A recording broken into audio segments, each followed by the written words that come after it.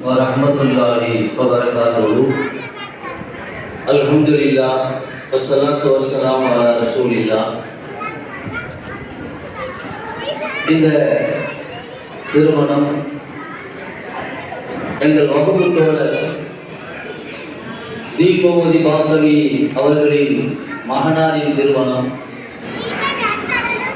எனக்கு முன்னால் பேசிய இலியாஸ் ராஜா சொன்னார்கள், தீன் முகமதுக்கு அழுத்தம் இந்த தீனை பார்த்தவுடன் கிடைத்தது என்று.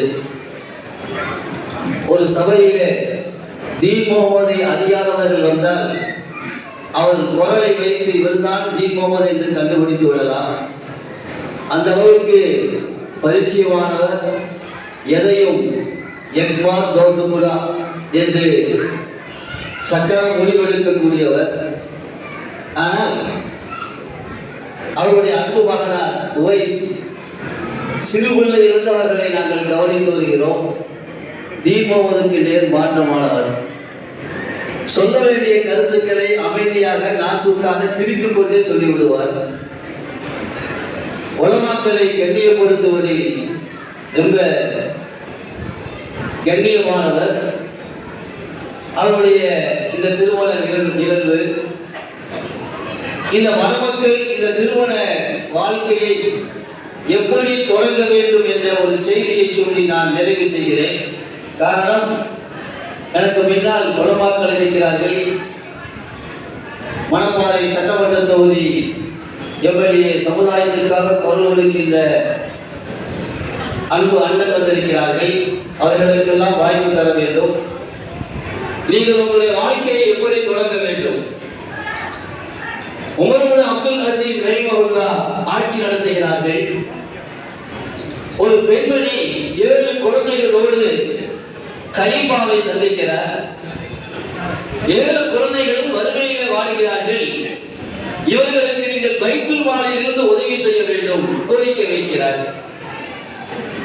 உமர் அப்துல் அசீஸ் ரஹிமஹுல்லாஹ் ஒவ்வொரு குழந்தையின் பெயராக சொல்கிறார். முதல் குழந்தையின் பெயர் சொல்லப்படுகிறது. பைத்துல் மாலிலே உதவிக்காக பதிவு செய்கிறார்.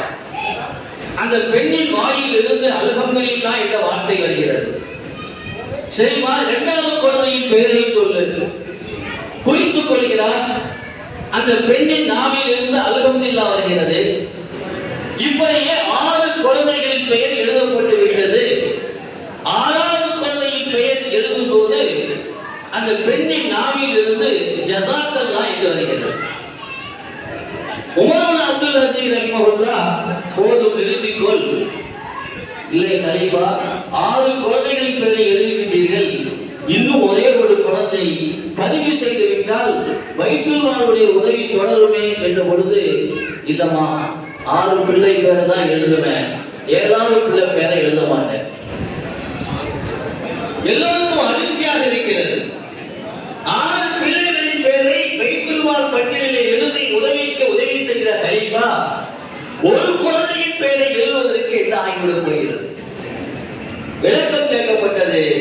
கலீஃபா சொன்னார், அம்மா, ஒவ்வொரு பிள்ளையின் பெயரை எழுதுகின்ற பொழுது அல்ஹம்துலில்லாஹ் என்று அல்லாஹ்வை புகழ்ந்தாய்.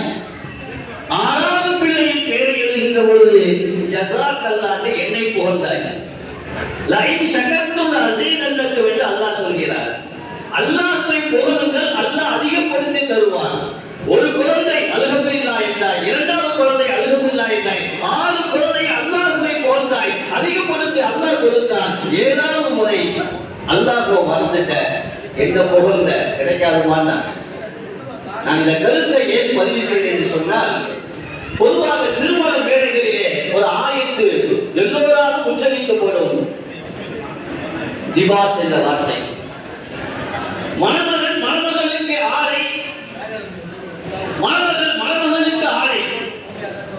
அன்பு மகன் உவைஸ் அவர்களே, இத்தனை ஆண்டுகளாக நீங்கள் தாய், தந்தை, சகோதரி, உறவுகள் என்ற ஆடைகளோடு பின்னி பிணைந்திருந்தீர்கள். இப்பொழுது புதிதாக ஒரு ஆடை உடுக்கப் போகிறீர்கள். மணமகன் என்ற ஆடை, மணமகன் என்ற ஆடையை உடுக்கப் போகின்ற நீங்கள் ஒரு புதிய ஆடை உடுத்தினால் பெருமானார் என்ன கற்றுக் கொடுத்தார்கள்? முதல் வார்த்தை அதுதான். யா அல்லாஹ் ஒன்றை நான் புகழ்கிறேன். அந்த கசௌத்தரி இந்த மணமகன் என்ற புதிய ஆடையை யா அல்லாஹ் நான் தேர்ந்தெடுக்கவில்லை, என் பெற்றோர் தேர்ந்தெடுக்கவில்லை, என் உறவுகள் தேர்ந்தெடுக்கவில்லை, நீதான் தேர்ந்தெடுத்து எனக்கு அறிவித்திருக்கிறாய். தேர்ந்தெடுத்தாய் மட்டுமில்லை, கசௌத்தரி நீதான் எனக்கு ஆடையாக அறிவித்திருக்கிறாய் என்று சொல்லிவிட்டு அற்புதமாக பெருமானார் இன்னொரு வார்த்தையை சொல்வார்கள். இன்னி அஸ்அலுக கைரஹு வ கைர மா சுரிஅ லஹு.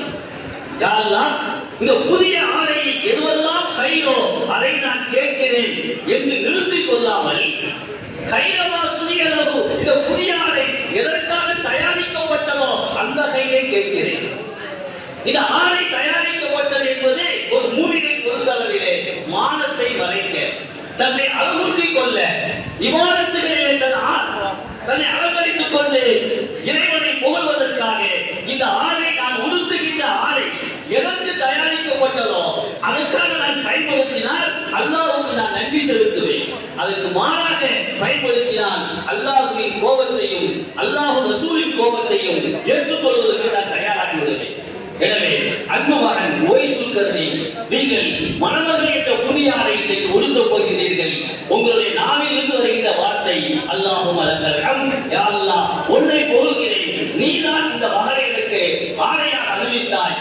இந்த மணமகனை எதற்காக நீ படைத்தாயோ அதனுடைய எல்லா செயல்களையும் உன்னிடத்தில் கேட்கிறேன் என்று துஆ செய்து உங்களுடைய இந்த புதிய வாழ்க்கையை தொடருங்கள்.